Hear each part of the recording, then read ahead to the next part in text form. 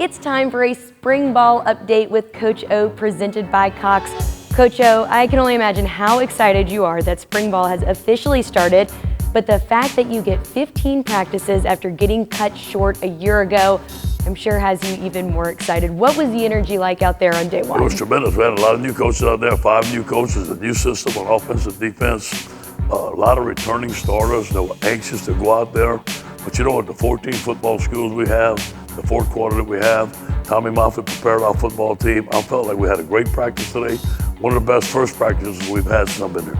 I'm excited to talk about all the players this spring, but today I want to start with your new on-the-field hires. Like you said, 5 out of 10 new coaches, including 2 new coordinators. So what are some of the things that you want them to accomplish most getting these new hires mixed in with the team? Put in the basics of the offense and the defense. Make sure our guys understand it.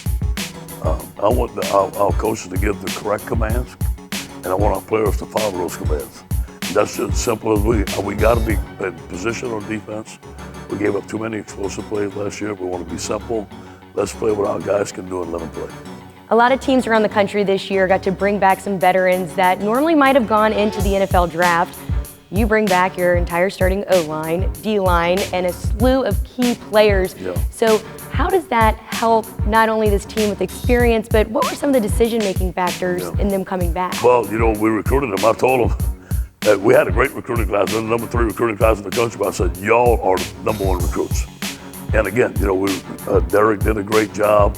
Everybody did a great job of inviting them back. And it just tells you something about our locker room. You know, those guys are going to be leaders in our locker room. They wanted to come back. They love LSU.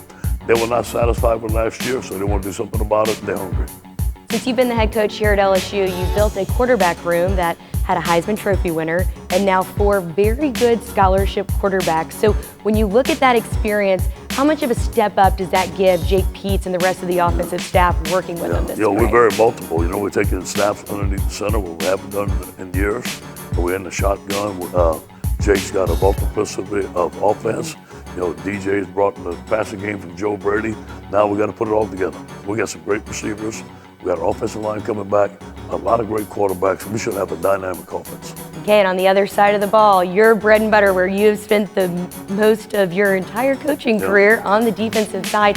When you look at Durante Jones, and you've been around some great coaches in your career, what are some of the things that stand out either with practice or being around the players from him and his staff that he's bringing? I'm really impressed with his leadership.